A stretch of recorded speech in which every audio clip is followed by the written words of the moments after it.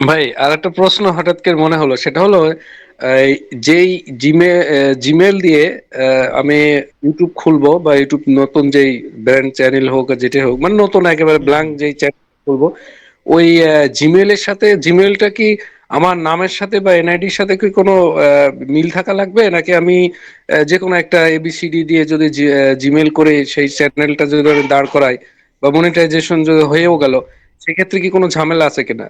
মানে প্রায়োরিটির দিক থেকে, মানে আমি ওই জিমেলটা যে আমি অনার, হুম হুম। ওটা কি প্রুফ দেওয়ার জন্য কি কোনো মানে আমার এনআইডি দিয়ে যদি প্রুফ করায় কিন্তু আমার ওই নামের সাথে ওই জিমেলটা যদি মিল না হয়, সেক্ষেত্রে কোনো সমস্যা হবে?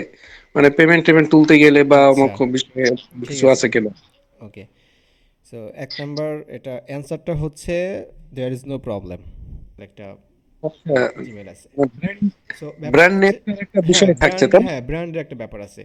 ও আদারওয়াইজ, তাহলে আমার যেমন একটা ব্র্যান্ড আছে, যে আমার যেমন নিউরন, আমি আইটি ট্রেনিং এর, আমার ট্রেনিং ইনস্টিটিউট আছে আর কি, আচ্ছা, কারিগরি 3 মাস তো 6 মাসের। এই জন্য, হুম, এখন আমি ওই নিউরন নামে আমার বেশ কয়েকটা জিমেল আছে, ওই এগেনস্টে হয়তো একটা চ্যানেলের আমি অনেক দিন আগে, মানে আজ থেকে 12-13 বছর আগে করা, কিন্তু কোনো ভিডিও আপলোড করা নেই, জাস্ট একটা গ্রামের একটা চিন দিয়ে।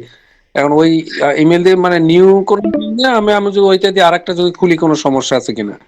আচ্ছা এইখানে আপনার জিমেল ওপেন করার ক্ষেত্রে আমি বলি, আপনার এতক্ষণ যা কিছু বললাম, এক নাম্বার ব্যাপারটা হচ্ছে কোনো সমস্যা নাই। আপনি মনে করেন আচ্ছা। যে চুয়াডাঙ্গা বাকি ভাই দিয়েও আপনি জিমেল করতে পারেন, কোনো সমস্যা নাই। জাস্ট একটা জিনিস, সেটা হচ্ছে পাসওয়ার্ডটা হচ্ছে আপনি সেভ রাখবেন, এবং যেটা, ওই yes, আর আপনি ওইটা আপনার যে তাই না? মোবাইল নাম্বারটা, যে মোবাইল নাম্বারটি দিয়ে আপনি ভেরিফাই করবেন, অবশ্যই টু স্টেপ ভেরিফিকেশন করে রেখে দেবেন জিমেলটা, এবং মোবাইল নাম্বারটা অ্যাড করবেন, মোবাইল নাম্বারটার জন্য অ্যাক্টিভ থাকে।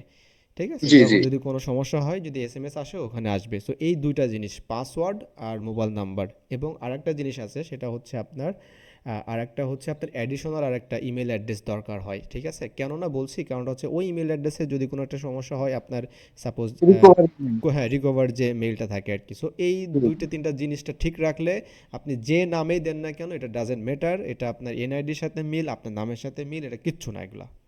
ও আচ্ছা, আরেকটা জিনিস ভাইয়া, আমি যদি একটা ইউটিউব যে চ্যানেল থেকে আমি সাব চ্যানেল করে কি কাজ করতে পারবো, নাকি আমি যদি 4-5টা আমার নিশ যদি থাকে, আমি 5টা নিশের জন্য কি আমার 5টা জিমেল লাগবে, এরকম করা যাবে কিনা? সব মানে আমি এক, সব থেকে বেস্ট হচ্ছে পাঁচটার জন্য পাঁচটা। ও 5টার জন্য 5টা বেস্ট, ও হ্যাঁ, আচ্ছা। ও আপনি দুইটা করবেন, দুইটা, এটা সব থেকে বেস্ট।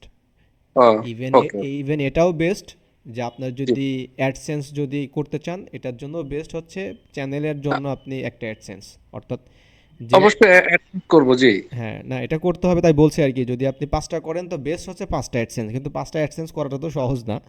ঠিক হ্যাঁ আছে, হ্যাঁ হ্যাঁ, সো সেটা আপনি অ্যাপ্রুভ। দেখা যাচ্ছে দুইটা করলেন, আহ, আপনি হচ্ছে দেখো বেস্ট, 5টার মধ্যে তো 2টা অ্যাপ্রুভ হলো।